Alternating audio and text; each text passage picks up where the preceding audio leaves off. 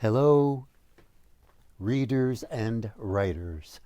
I am Anthony L. Manna, otherwise known as Professor Grandpa Tonio, the book guy and the writing guy. And I am here today to read a part of Loukas and the Game of Chance. It's my newest book, illustrated with pen and ink illustrations by Donald Babish. This is my second episode. I hope you listened to the first one. If you listen to the first episode, you'll hear me reading the section of the story where you are introduced to Loukas, the flute-playing boy, his mother and his father, the fisher folk family. The father is a fisherman. The mother tends a stall at the marketplace where she sells fish and herbs. They're very poor people. And you will also meet Loukas playing his flute at the seawall. They live on an island. And you will also be introduced to the mysterious dancing snake that falls in love with Loukas' flute-playing music. And when he leaves behind not one, not two, but 3 gold coins for Loukas and his family. And that is a marvelous development for these poor people. Let me take you back into the story. Early the next morning, as soon as Loukas settled into his seawall lookout and began playing a string of simple chords, the snake emerged from its burrow and slithered over to where Loukas sat. It raised itself taller and taller and stood within an arm's length of Loukas' stare. The snake held Loukas steady in its sight. As before, the snake caught hold of Loukas' soothing riffs.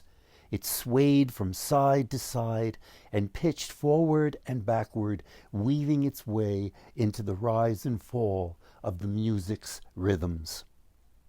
As soon as Loukas quickened the tune's tempo and ended with high-pitched trills, the snake lowered itself to the ground and slid off to its den.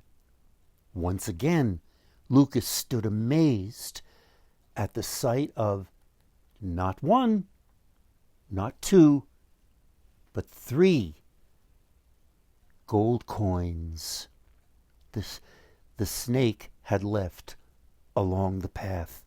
"Thank you, my friend," Loukas cried out to the snake. "From now on, I will call you Lambros," Loukas said out loud. "The name means radiant, and radiant is the kindness you have brought to me and my family." Loukas dropped the coins into his bag and ran off singing, "Lambros, Lambros, Lambros." He was happy to be bringing home more good news. "Your snake has rescued us from a life of poverty," Loukas' father remarked when his son returned from a meeting with the snake, bearing yet another share of Lambros' generosity. "And we are just as thankful to you, my son, for giving your mysterious friend such great pleasure with your pleasing music," said his mother. Again and again, Loukas returned to the seawall to play his flute to Lambros' delight. Again and again, Lambros rewarded Loukas with not 1, not 2, but 3 gold coins. Some years later, just as spring's first traces were awakening the island's hillsides and meadows with a dazzling palette of orange and lemon blossoms, Lambros spoke to Loukas. Lambros smiled to hear Lambros's gravelly voice. Not only does this wondrous snake dance, he thought, it also speaks our language. My friend, the snake said, in a voice so strained it seemed each slurred word came from within a deep well. Someday I will be called from this earthly realm to return to the spirit world and join up with members of my clan who have passed on before me. Loukas struggled to hear Lambros's every word above the harbor's commotion.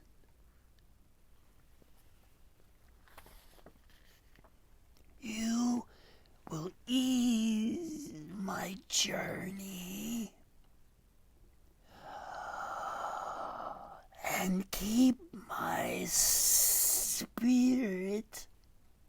from ceaseless roaming between this world and the world beyond if you give me a respectful burial, Lambros said. Nodding in agreement, Loukas clutched his hands against his chest. When you find my body in my hideaway, Lambros continued, his voice weakening, wrap it in a white cloth and put me to rest in a grave that looks out to the sea I love. In friendship, bury me with a sprig of sage to protect me from wicked powers that may threaten my spirit as I make my passage. His voice trembling with sadness at the thought of losing his friend, Loukas stammered through a promise to keep close to his heart Lambros's wish to be helped bringing his spirit home. Your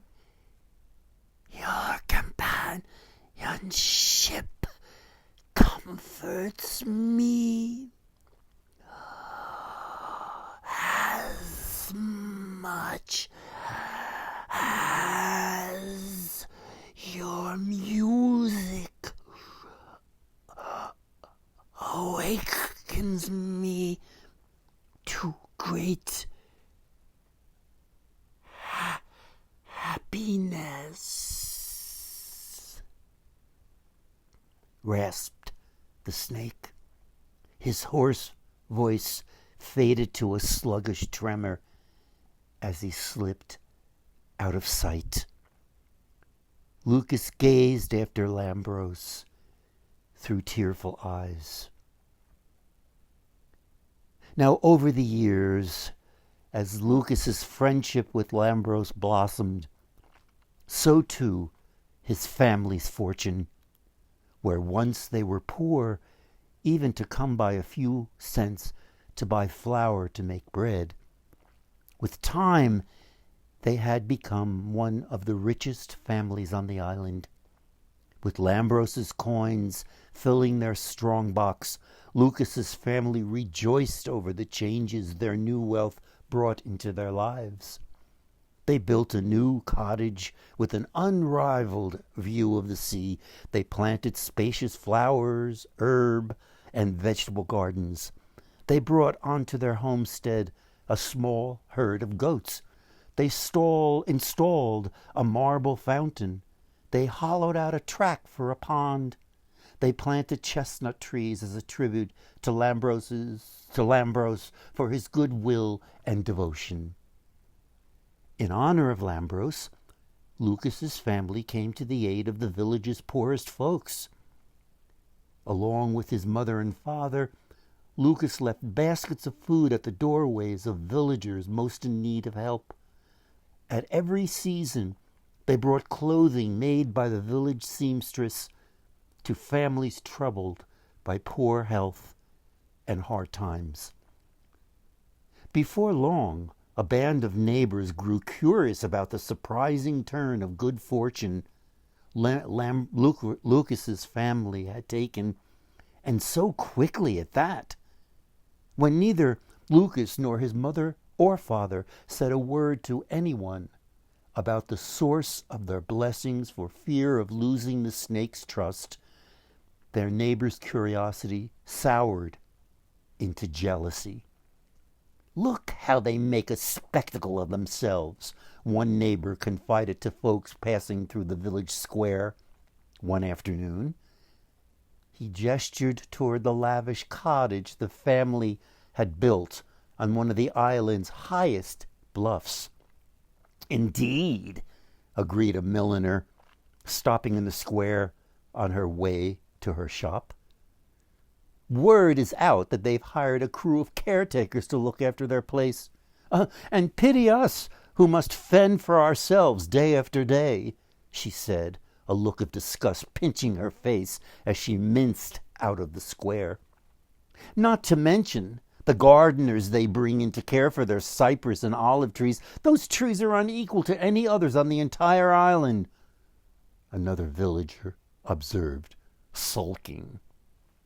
As rumors about the family's wealth raged on with each passing year, Loukas never once allowed the villagers' envy to force him to reveal his friendship with Lambros, nor did Loukas ever consider putting an end to cheering the snake on with songs that invited him to dance.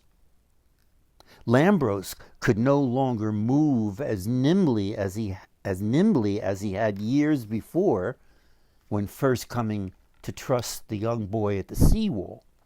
Yet, even as he aged, the snake was drawn out of his den the minute the stirring sounds of Loukas' flute came to him on the drift of a gentle sea breeze. As Loukas came within months of his 18th birthday, his features still held the same wide-eyed curiosity he had carried throughout his youth. Framed by a shock of tangly black hair, his face bore a perpetual tan. His green eyes were darker. These were the eyes that glanced about for fear of missing out on whatever was happening within his line of vision. Loukas was more likely to be found smiling shyly than frowning.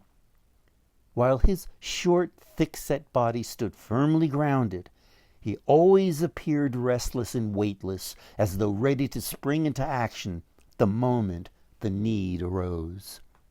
On the very day Loukas celebrated his 18th birthday, his mother and father announced that Thera, a young and beautiful seamstress, had gladly accepted Loukas' offer to marry him.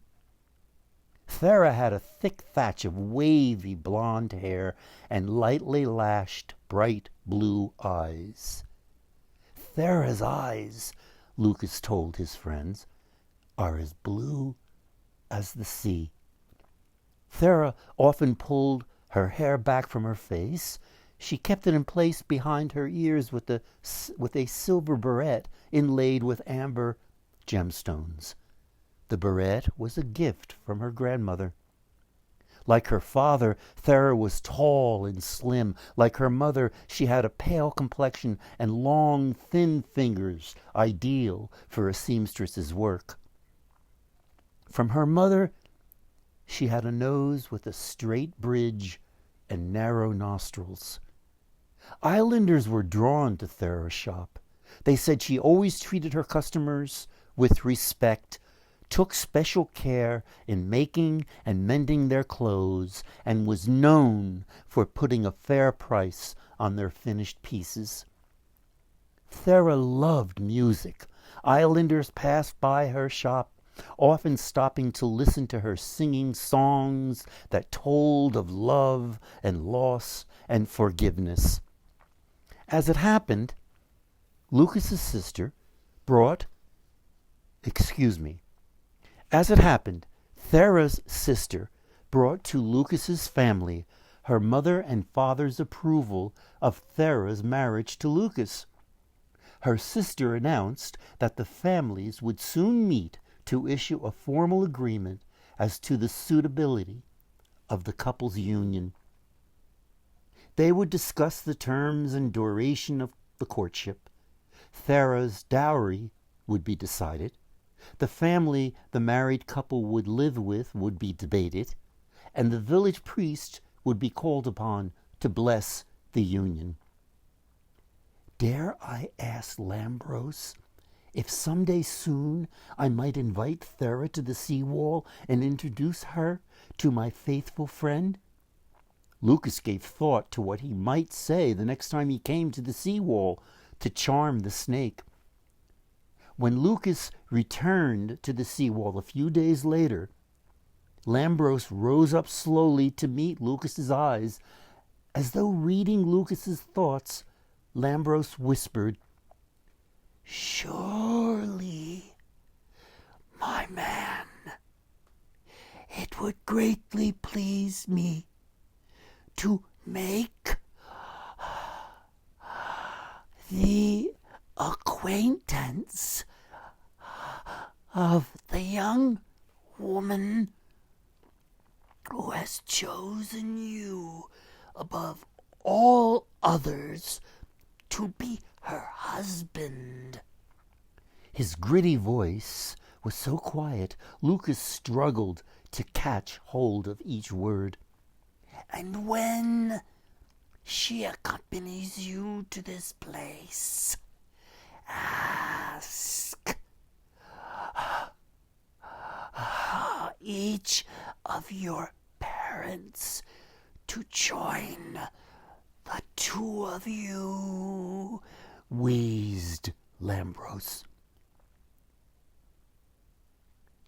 Some days passed before Loukas could lead Thera and their parents to the seawall, where they waited at Loukas' watch for the snake to appear.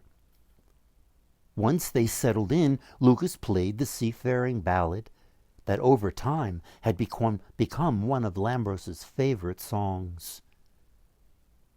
But this time, something was different.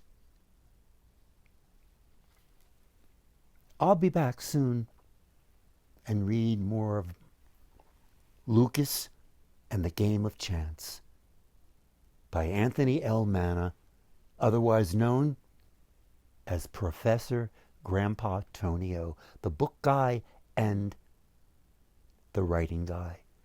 This book is illustrated with pen and ink by Donald Babish. Goodbye for now. Talk again soon. Read again soon.